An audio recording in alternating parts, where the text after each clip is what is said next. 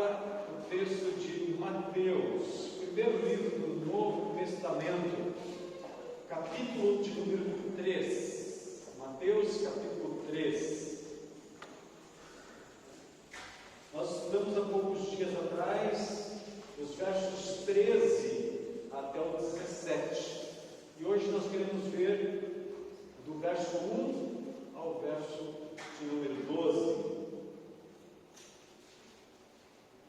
Eu estava durante a semana, quinta-feira mais precisamente, numa ocasião de tristeza, mas também de meditação da palavra de Deus, porque a sogra do meu cunhado faleceu na quarta-feira e na quinta-feira, então, de repente, eu fui surpreendido juntamente com a família pela chegada do nosso cunhado, irmão da minha esposa. Ele mora em Assunção e ele chegou ali e, ao olhar para ele, eu já percebi o olhar de tristeza, e Deus já colocou no meu coração uma interpretação daquela tristeza. E ato seguinte foi a confirmação dessa tristeza ao relatar o fato de que a sua esposa tinha perdido sua mãe, havia falecido.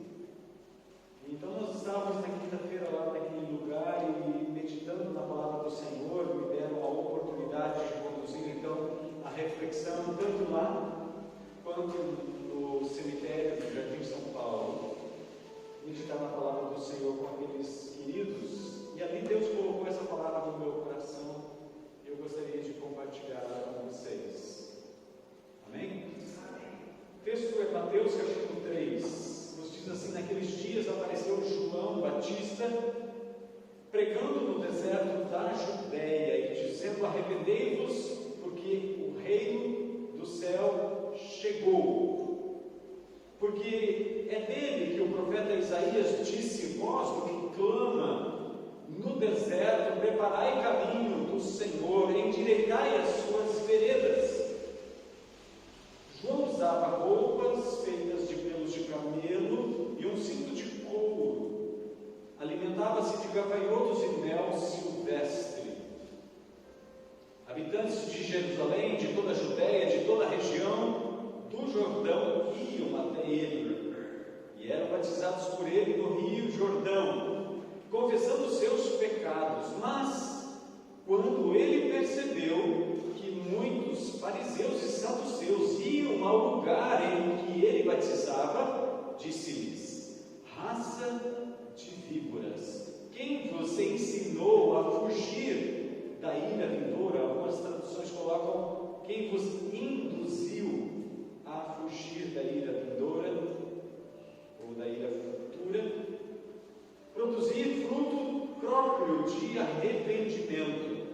Não fiqueis dizendo entre vós mesmos: Abraão é nosso pai. Eu vos digo que até dessas pedras Deus pode dar filhos a Abraão. E o machado já está posto à raiz das árvores. Aquela que não produzir bom fruto será cortada e lançada no fogo. Eu, na verdade, vos batizo com água, tendo como base o arrependimento, mas aquele que vem depois de mim é mais poderoso do que eu, não sou digno nem de carregar suas sandálias. A ideia aqui é de se ajoelhar e retirar as sandálias e lavar os pés, então, do seu mestre. Ele vos batizará com o Espírito Santo e com fogo. Ele traz na sua mão a sua pá, e limpará a sua eira, e recolherá o seu trigo no celeiro, mas queimará a palha com fogo que não se apaga. Oremos ao Senhor. Papai, oramos para que neste momento o Senhor trate com cada um de nós de forma personalizada, que teu Espírito Santo, que é poderoso para fazer isso, venha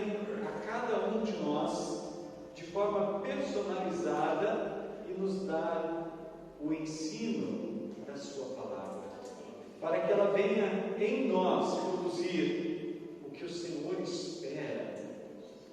Sim, Senhor, desejamos isso e por isso estamos neste lugar.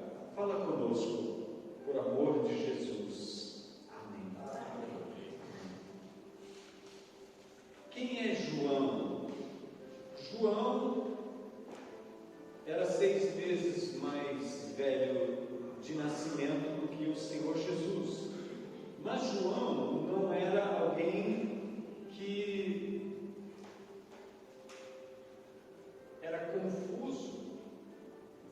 Quem olhava para ele talvez pensasse que ele fosse alguém com juízo a menos.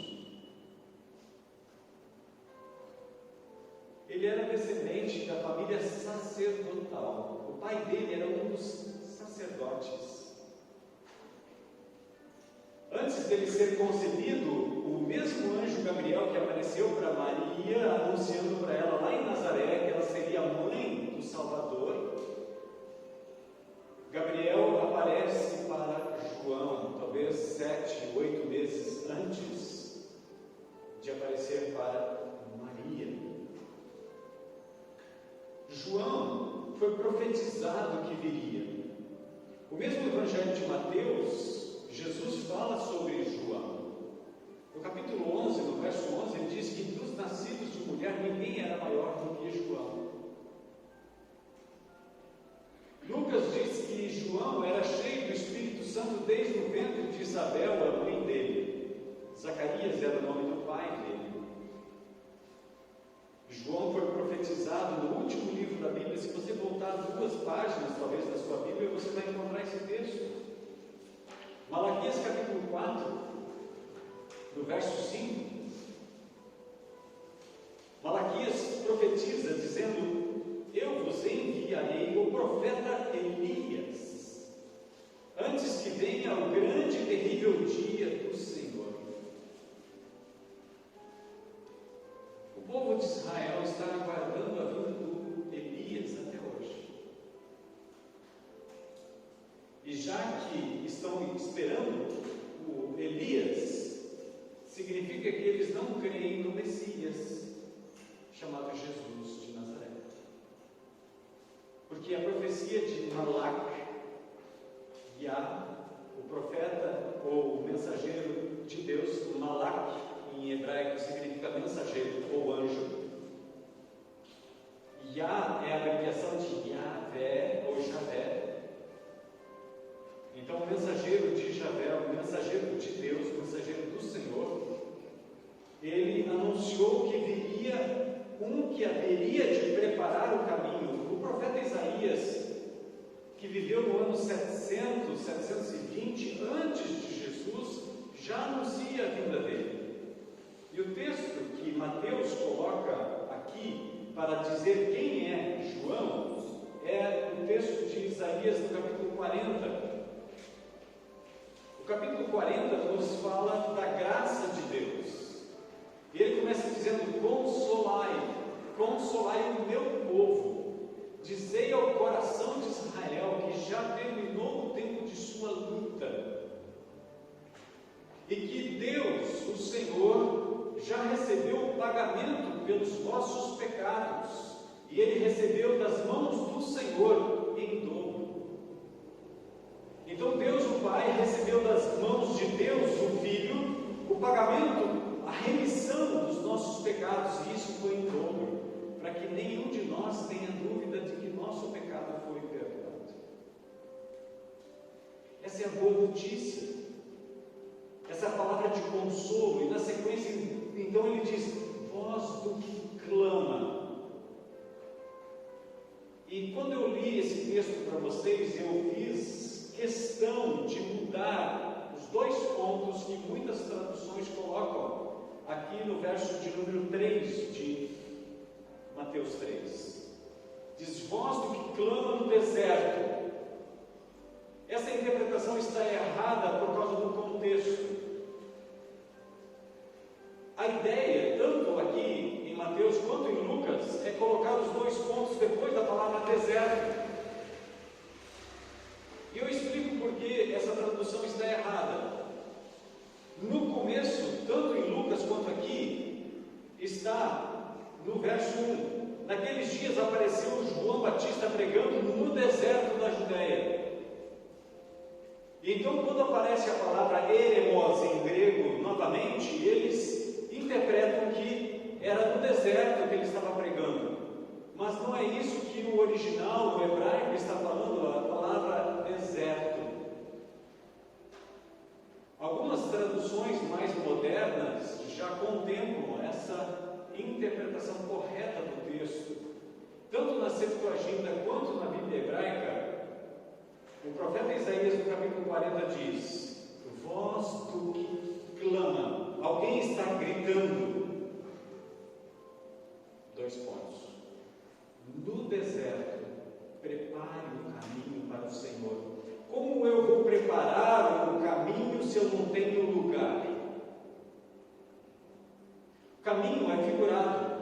Deserto também é uma linguagem figurada. Como eu vou endireitar o caminho sem ter lugar para endireitar? Em outras palavras, o deserto é parte da nossa agenda, é parte do nosso trajeto até Canaã celestial. E então, quando nós unimos aqui Malaquias e Mateus, nós temos aqui a compreensão do resgate que Deus fez. Deus retira um povo do Egito. O Egito, na Bíblia, no Antigo Testamento, ele é comparável ao mundo que nos cerca, que é governado pelo príncipe das potestades do ar, do inimigo das nossas almas, que João diz na sua primeira carta, no capítulo 5, o mundo jaz no maligno.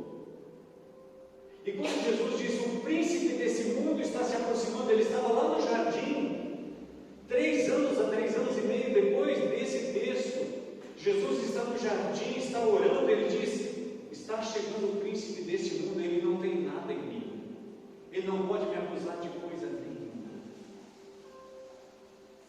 Esse é o sentido da palavra de Jesus, ele não tem nada em mim, significa que ele não encontrou nada em mim que possa me acusar diante de Deus. Por isso eu sou o Cordeiro de Deus que tira o pecado. Quando João encontra Jesus, na sequência desse texto que foi objeto de nossa reflexão há poucos dias atrás, João então, depois de contemplar a vida do Espírito Santo sobre Jesus, ele começa a apontar para Jesus e dizer: eis o Cordeiro de Deus que tira o pecado do mundo. Até que ele conhecesse Jesus, visse ele pessoalmente, ele dizia: vem alguém depois de mim, vem alguém depois de mim, vem alguém depois de mim. Mas quando ele tem um encontro com Jesus, ele diz: é ele. Então ele diz para seus discípulos: é ele.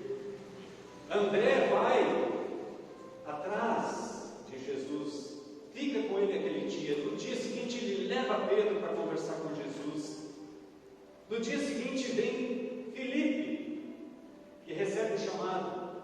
Vocês devem ter acompanhado a reflexão que nós fizemos naquele texto de João, também falando deste início do ministério de Jesus. Mas voltando para o Egito, que é objeto de nossa reflexão aqui, o Egito é comparável a este mundo. Deus nos liberta. Quando Deus libertou o seu povo com um poder, grande glória, significa que milagres aconteceram, sinais aconteceram, e então aquele povo foi liberto. Mas quando eles saem do Egito, eles precisam passar por um lugar chamado Mar Vermelho, ou Mar de Juncos, o Golfo de Acaba, que dá de frente com a Arábia. Naquele lugar, o povo passa em terra seca, no meio do mar. O povo do Egito que veio atrás, eles tentam passar, mas eles ficam lá no fundo. É um símbolo do batismo. A nossa velha natureza que nós trazemos do Egito precisa ficar afogada. A nova natureza é que vai herdar a vida eterna. Então o deserto passa a ser 40 anos de vida daquele povo trilhando por aquele deserto e Deus sustentando eles dia após dia. O deserto faz parte da nossa agenda. O deserto é esta vida. A partir do momento em que nós tomamos uma decisão de andar com Cristo, nós vamos passar por muitas privações. Hoje de manhã nós estudamos aqui sobre a porta estreita que nos conduz para um caminho estreito e que nos leva para a vida. A promessa de Deus para o povo de Israel é que naquele lugar onde eles iriam, manava leite e mel. Tudo sustento, tudo que eles precisavam, o melhor.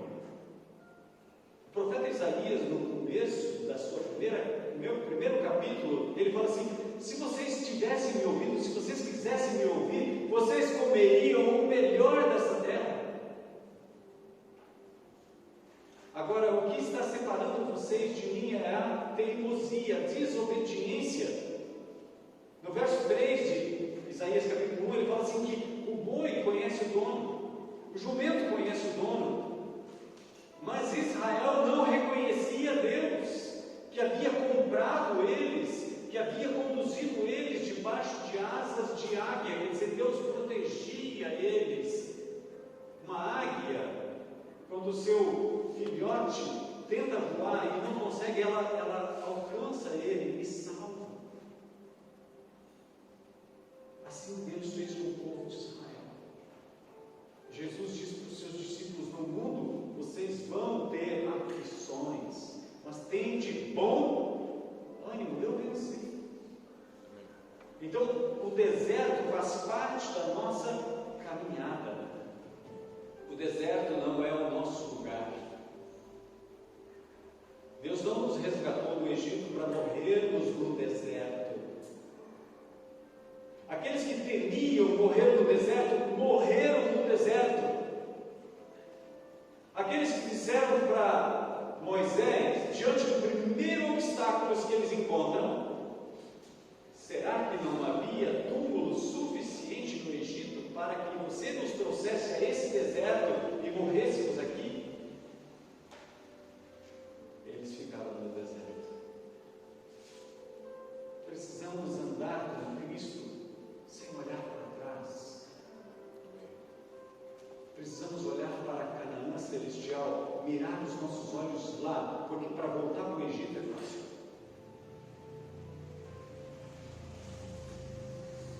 No coração, aquele povo voltou para o Egito. Por isso Deus se interessa tanto com o seu coração. Nós ouvimos aqui citar o profeta Naum, capítulo 1, verso 7, que diz: o Senhor é bom, Ele é um refúgio certo no momento de angústia, e Ele conhece aqueles que nele se refugiam. Essa palavra conhecer na Bíblia significa ter intimidade, é ter comunhão. Deus quer ter comunhão contigo como um pai tem com o filho, a mãe tem com a filha. Deus não quer escravos, Deus quer filhos. Deus veio em Cristo para nos adotar, mas quando nós compreendemos tamanho amor, nós dizemos: eu estou aqui para servir. E servir a Deus não é ser escravo, mas é uma decisão voluntária. Dentro da lei da antiga aliança havia uma das leis que dizia a respeito ao escravo. E aquele escravo, quando amava o seu senhor, depois de ter servido trabalhando para poder pagar sua dívida, e ele amava aquele senhor, a lei dizia que ele tinha que ir diante das autoridades. Ele colocava a orelha dele numa madeira, eles furavam a orelha dele como sinal de que ele agora permaneceria com aquela família por amor.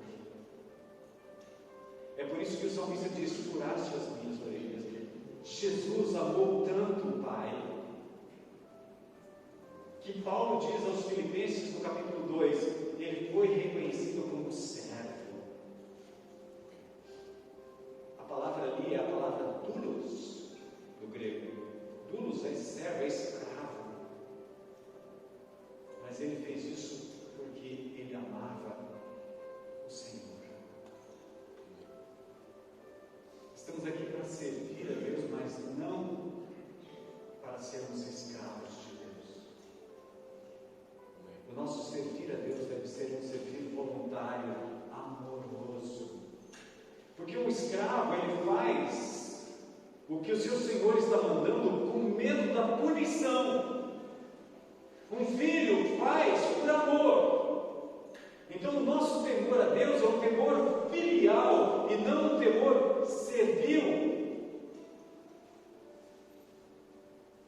Quando Mateus apresenta esse texto, Mateus era Levi. Levi é aquele que é chamado da coletoria. Ele era um coletor de impostos, ele era um funcionário público. E quando Jesus chama ele passa a caminhar com Jesus e por isso tem uma autoridade maior para distinguir o texto, mais do que Lucas. Lucas não era discípulo de Jesus, mas ele entrou dentro da igreja logo depois e faz uma pesquisa, por ser médico, ele faz uma pesquisa, ele traz os textos, então a sua preocupação é trazer os textos de forma cronológica. E quando Lucas apresenta esse texto, do verso 7, quando João Batista se dirige aos fariseus e aos saduceus, dizendo para eles, raça de víboras, Lucas diz que João pregava para a multidão, raça de víboras. No entanto, Mateus é específico. Por quê? Porque os fariseus e saduceus eram os religiosos daquela época. E Mateus chega ao ponto de dizer, e não fiquem dizendo entre vocês que nós temos como pai Abraão. Deus não tem netos. Deus só tem filhos. Eu não posso ser um cristão porque meu pai era cristão. Eu preciso ter um encontro com o Senhor. Cada um de nós. É uma decisão pessoal. Meu filho teve que tomar a decisão dele. Dia 21 de dezembro de 2003, ele tomou a decisão. Uma cidadezinha pequenininha chamada Dois Irmãos das Missões. Eu lembro, porque eu era pregador. Nós precisamos tomar a decisão. Eu não posso decidir por ele, e nem ele por mim. E hoje de manhã nós falamos sobre escolhas, e eu gostaria de deixar a reflexão desse texto com o mesmo tema, escolhas. Que escolhas nós fazemos? E para não me prolongar demais nesse texto, eu gostaria de destacar 3 princípios. Primeiro, João tinha uma mensagem.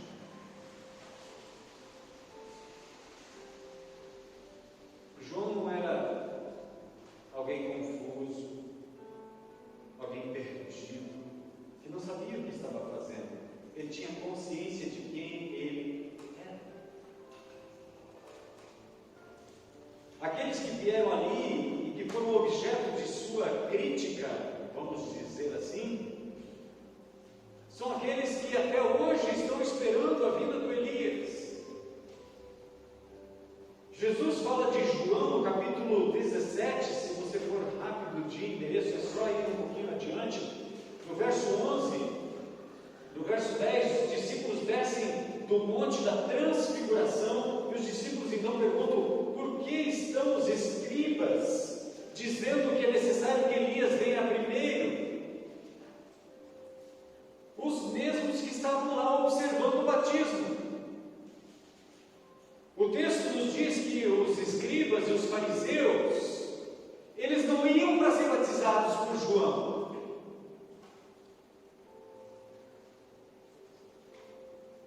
Eles iam para ouvir e ver, porque eles se achavam tão bons, tão religiosos, consideravam todos os outros pecadores.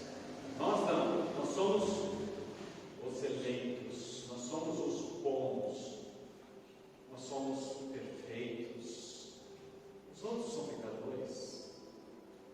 Lucas capítulo 7 nos mostra que Jesus estava numa casa e de repente entra uma mulher e vai aos pés de Jesus e unge os pés de Jesus. E Simão, que era o dono da casa, ele pensou consigo mesmo, talvez até pensou em voz alta: se esse fosse o Messias,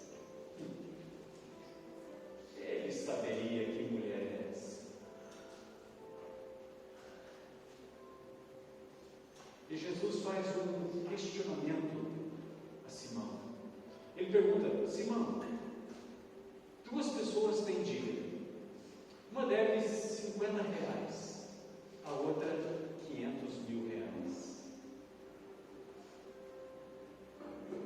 E devem para a mesma pessoa, mas aquela pessoa perdoa a dívida dos dois. Qual dos dois você acha que vai ser mais agradecido? A conclusão é lógica: aquele que devia muito mais. E então Jesus diz: pois ela está perdoada, porque ela me amou. Eu entrei na sua casa, você não me deu um beijo, que era costume, e é costume até hoje no Oriente, beijar a face. Aliás, entre nós pastores, nós temos ainda esse hábito, quando a gente se encontra, pessoas que a gente tem afinidade, a gente dá um beijo na face. Não sei se vocês sabiam disso.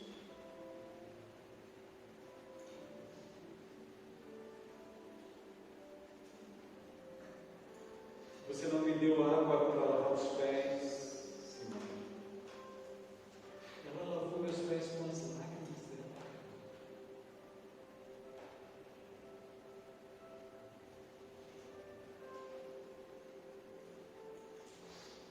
Esses mesmos diziam que Elias ainda não tinha vindo. Eles continuam dizendo isso até hoje. Mas Jesus identifica Elias. No verso 11 ele diz: na verdade Elias vem e restaurará todas as coisas. Digo-vos, porém, que Elias já veio. Elias já veio e eles não o reconheceram, mas fizeram com ele tudo o que quiseram. Assim também o Filho do Homem sofrerá em um deles. E foi exatamente o que aconteceu. Então os discípulos entenderam que lhes falava de João o Batista, o batizador. João foi profetizado, João tinha uma mensagem. E ele dizia para o povo: olha, vocês precisam endireitar a vida de vocês enquanto nós estamos andando no deserto para Canaã celestial. É no deserto dessa vida que nós precisamos endireitar as nossas veredas, aplanar os nossos caminhos. Nós temos a oportunidade. Quinta-feira nós encontramos Dona Sebastiana, né? Serafina, mas ela não gostava do nome dela, ela gostava que fosse chamada de Sá.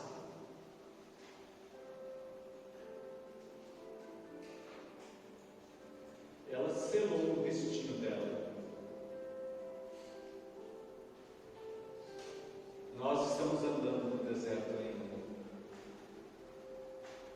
Segunda lição que eu aprendo desse texto é que nós precisamos tomar uma decisão.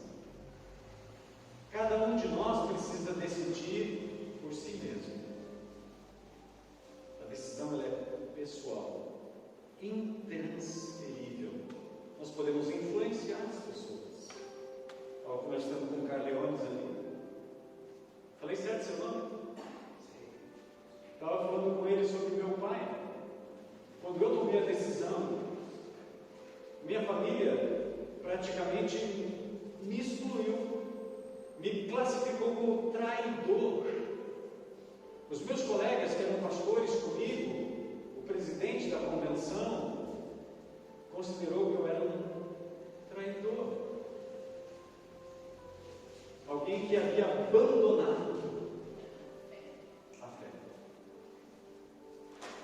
Então meu pai me chamou e nós conversamos, estudamos a Bíblia junto. No dia 2 de setembro de 2001, ele desceu as águas do batismo. E eu fui batizado só no dia 7 de abril de 2002. Ele batizou antes de mim. Mas a decisão foi dele. Eu apenas mostrei que existe uma porta que conduz à vida eterna. E ele decidiu entrar por ela. Então, nós precisamos tomar uma decisão. Cada dia da nossa vida é decisivo.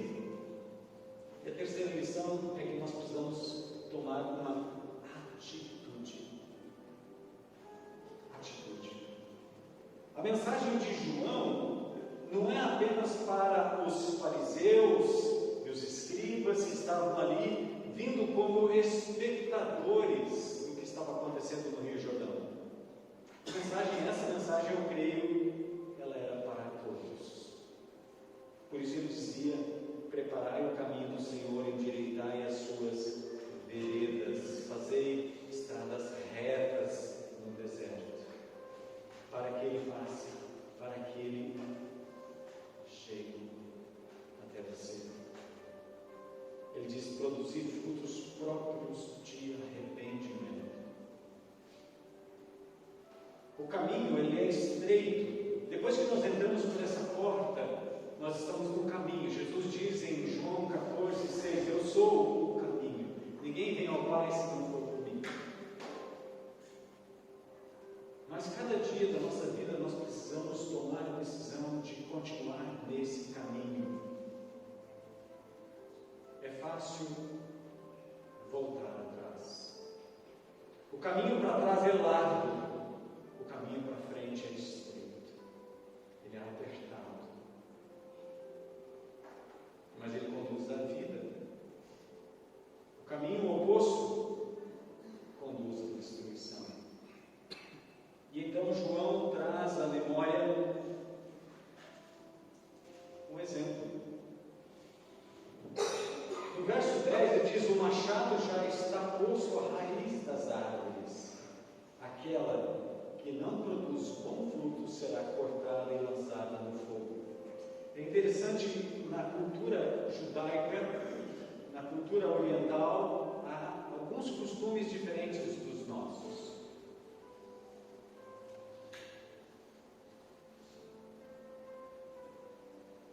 O que nós somos e o que nós estamos cultivando?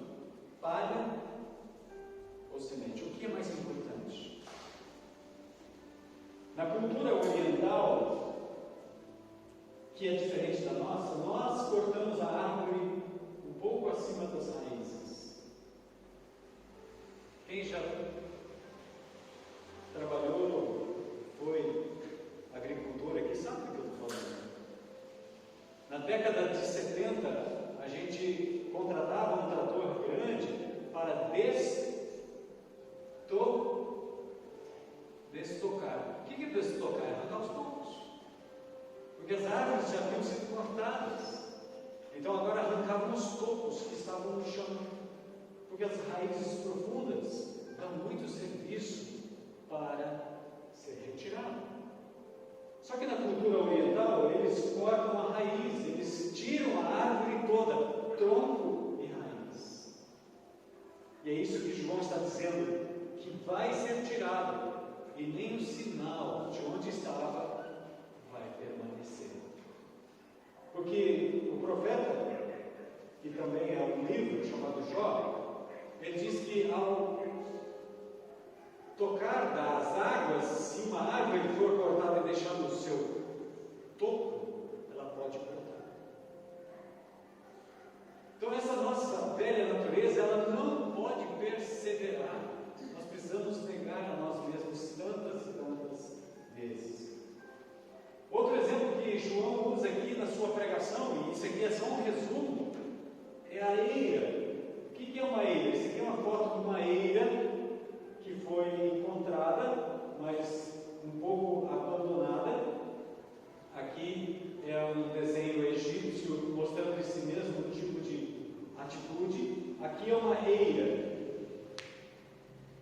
É um lugar elevado. Aqui, a colina, ela desce para cá e para cá, para todos os lados.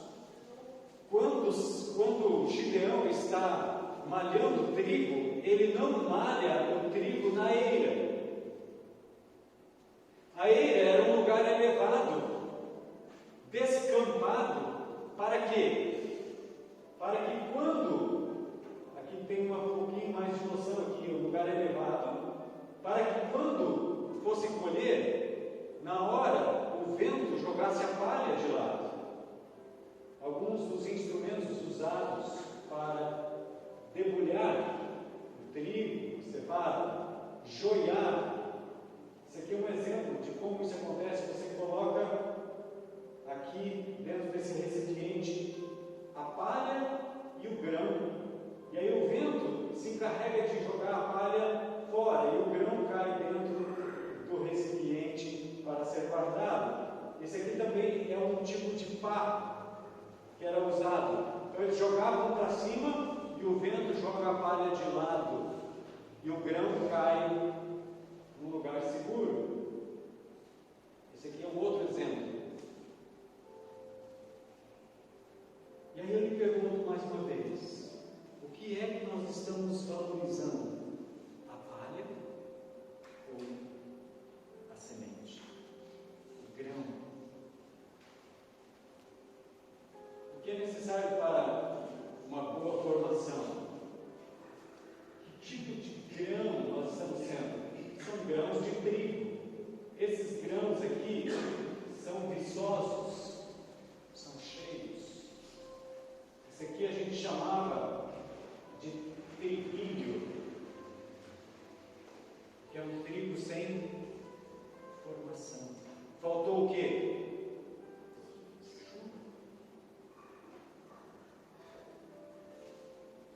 E aí nós temos que decidir, a decisão nossa, o que estamos fazendo para termos uma boa formação. Estamos investindo no conhecimento do Senhor, da palavra dele? Quem é que vai definir o que nós valorizamos? Somos nós mesmos. A Bíblia já disse o que tem valor. João é categórico, ele diz que a palha tem um destino e a semente outro. Estão juntos. É necessário, mas é necessário por um tempo. Esse tempo tem um limite, a colheita. Em Mateus capítulo 13, Jesus conta 7 parábolas, e uma delas é a parábola do joio e do trigo. Ele diz que na colheita haverá uma separação. O trigo será recolhido no celeiro, e o joio será queimado. A palha receberá o mesmo destino.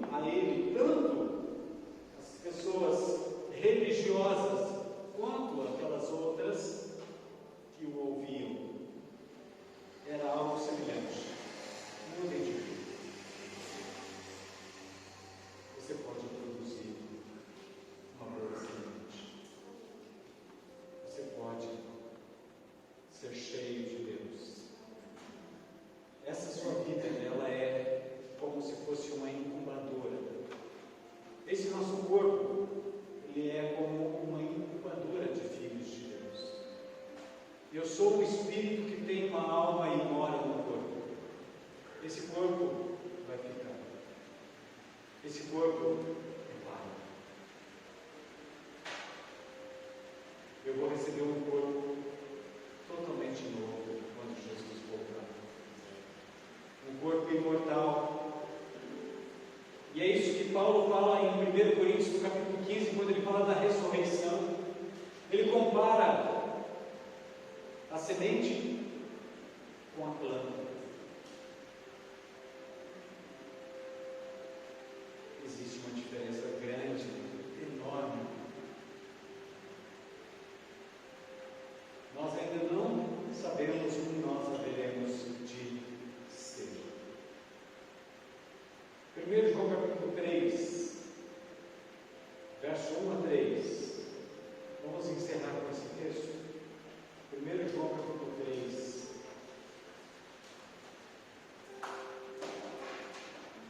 Verso 3. Vede que grande amor o Pai nos tem concedido, de sermos chamados filhos de Deus, o que de fato realmente somos. Por isso o mundo não nos conhece, porque não o conheceu. O mundo é tudo aquilo que está no Egito, é tudo aquilo que faz parte deste mundo que perece. Eles não conhecem Deus, não reconhecem Deus.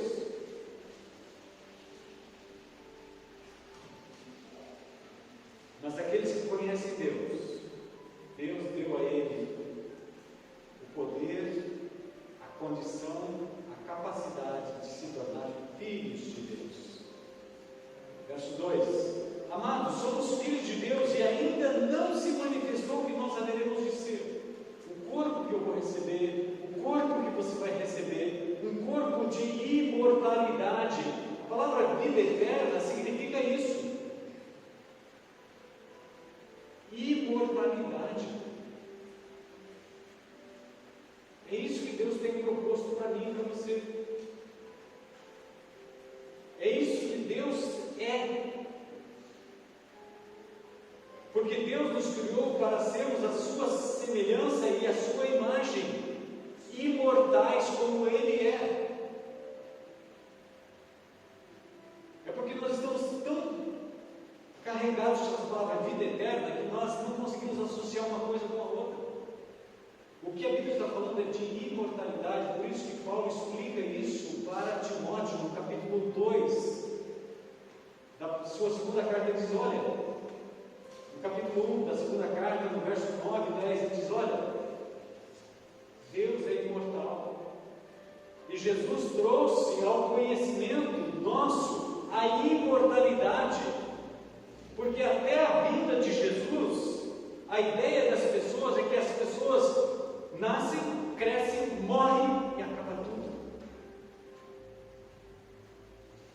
Quando Jesus veio, Ele disse: eu sou a ressurreição e a vida. Eu sou o caminho, a verdade e a vida. Um pouco antes Ele disse: eu vim para que vocês tenham vida e vida plena, vida eterna, imortalidade. Essa é a mensagem do Evangelho.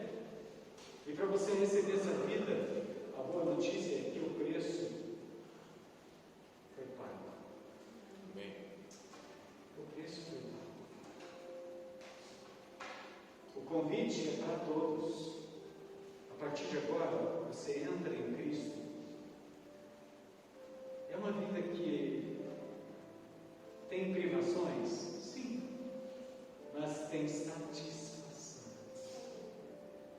Porque nesse mundo fora desse caminho estreito, as pessoas buscam satisfação em coisas, em objetos, às vezes até em produtos que os levam até a perder a consciência, imaginando encontrar satisfação, prazer.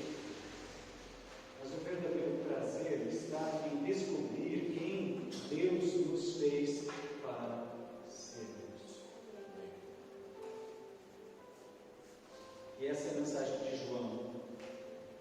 Ele segue dizendo: a ainda não se manifestou o que nós havemos de ser, mas sabemos que quando Ele se manifestar, seremos semelhantes a Ele. Por quê? Nós haveremos de vê-lo como Ele é. Não vai ser uma mensagem apenas. Aquele povo que saiu do Egito imaginava que como poderia ser a terra prometida. Depois de 2 anos caminhando no deserto, eles chamam 12 homens, e esses homens vão conhecer a terra. Eles voltam assustados e impressionados. Só que o medo toma conta de 10 deles, que influenciam toda a comunidade. Influenciam todos que estavam à sua volta. Eles morrem, e todos aqueles que foram influenciados morreram no deserto.